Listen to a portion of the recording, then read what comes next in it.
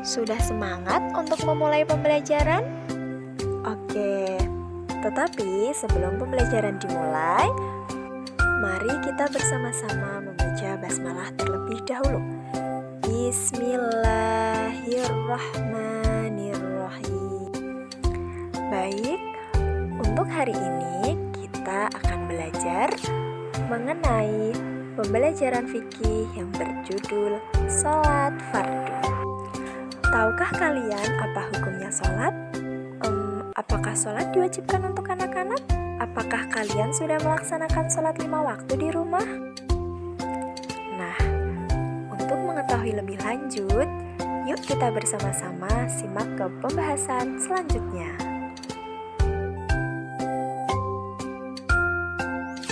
Pengertian sholat. Pengertian sholat dari segi bahasa artinya doa. Kita melaksanakan sholat untuk beribadah kepada siapa sih? Iya benar, kita sholat bertujuan untuk beribadah kepada Allah Subhanahu wa Ta'ala. Ya, menurut istilah, sholat suatu perbuatan dan ucapan yang dimulai dari takbiratul ihram dan diakhiri atau ditutup dengan salam dengan syarat tertentu. Jumlah rakaat sholat. Sholat yang kita kerjakan dalam sehari semalam sebanyak 5 waktu. Apa saja sih macam-macam sholat fardu? Yang pertama, sholat subuh terdiri dari 2 rakaat. Sholat zuhur 4 rakaat. Sholat asar 4 rakaat. Sholat maghrib 3 rakaat. Terakhir, sholat isya 4 rakaat. Anak-anak, sholat hukumnya wajib bagi seorang muslim. Kewajiban sholat terdapat dalam firman Allah Subhanahu wa Ta'ala, Quran Surat An-Nur ayat 56 yang berbunyi, "Dan laksanakan sholat, tunaikanlah zakat, dan taatlah kepada Rasul Muhammad agar kamu diberi nikmat." Jadi, jika kita seorang muslim tetapi meninggalkan sholat, maka hukumnya berdosa. Syarat wajib sholat. Berikutnya ada syarat wajib sholat. Pertama ada Islam. Sholat adalah rukun Islam kedua. Orang Islam wajib melaksanakan sholat. Yang kedua ada balik. Balik adalah orang yang sudah cukup umur untuk melaksanakan perintah Allah dan menjauhi larangan Allah. Yang ketiga ada suci dari haid dan nifas.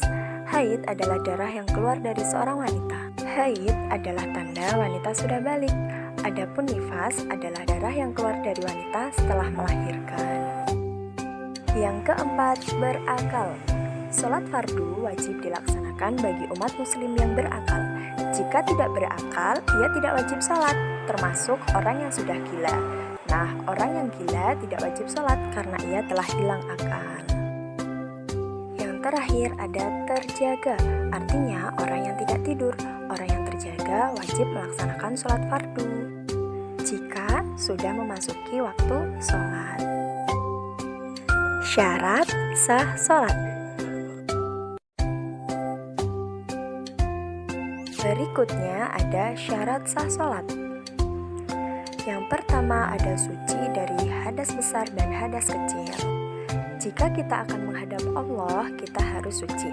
Suci artinya bersih. Tanpa bersuci, maka sholatnya tidak sah anak-anak. Melaksanakan sholat harus suci dari hadas kecil maupun hadas besar. Bersuci dari hadas besar dengan cara mandi, adapun bersuci dari hadas kecil dengan cara berwudu. Yang kedua, mengetahui masuknya waktu sholat. Anak-anak melaksanakan sholat harus mengetahui masuknya waktu sholat ya. Masuknya waktu sholat ditandai dengan azan. Jika kalian sudah mendengar azan, maka segeralah kalian sholat. Karena Allah menyukai seseorang yang menyegerakan sholat dan membenci orang yang lalai dalam sholat. Sholat tidak sah ya anak-anak jika dilaksanakan sebelum waktu sholat. Yang ketiga, menutup aurat.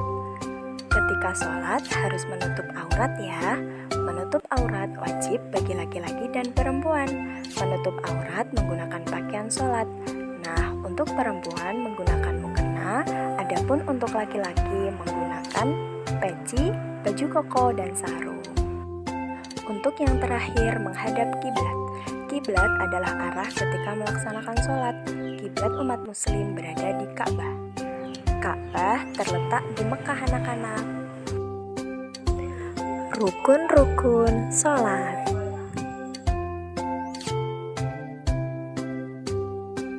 Selanjutnya ada rukun-rukun sholat.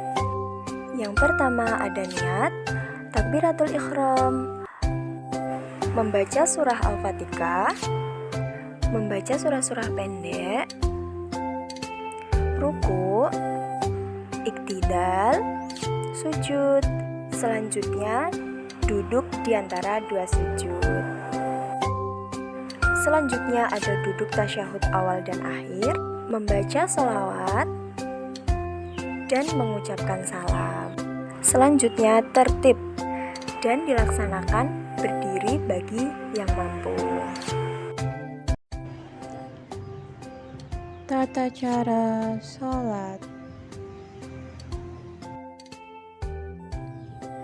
Yang pertama, berdiri tegak, menghadap kiblat, dan niat mengerjakan sholat sesuai dengan niat sholat yang ingin kita kerjakan. Yang kedua, mengangkat kedua tangan serta membaca takbiratul ikhram, kemudian kedua tangan disedekapkan pada dada. Yang ketiga, membaca doa iftitah, surat Al-Fatihah, serta membaca surat-surat pendek yang mudah dihafal. Yang keempat, rukuk.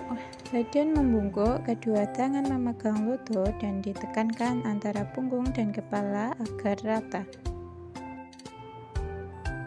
Yang kelima, iktidal. Bangkit tegak dengan kedua tangan sejajar dengan talinya seraya membaca Samiallahu liman hamidah. Kemudian lanjut membaca doa iktidal. Yang keenam, sujud. Meletakkan dahi pada sajadah dan ketika turun seraya membaca Allahu Akbar. Kemudian membaca doa sujud. Yang ketujuh, duduk di antara dua sujud. Setelah sujud, duduk di antara dua sujud serta membaca Allahu Akbar dan lanjut membaca doa duduk di antara dua sujud. Yang ke-8, sujud kedua. Pada sujud yang kedua, ketiga, dan keempat dikerjakan seperti pada waktu sujud yang pertama, baik bacaan maupun caranya. Yang ke-9, duduk tasyahud awal. Membaca doa tahiyat awal dengan duduk kaki kanan tegak dan telapak kaki diduduki. Yang ke-10, tasyahud akhir. Membaca bacaan tasyahud akhir ditambah dengan sholawat Nabi Muhammad SAW. Yang ke-11, salam. Menengok ke kanan dan ke kiri dengan mengucapkan Assalamualaikum warahmatullahi wabarakatuh.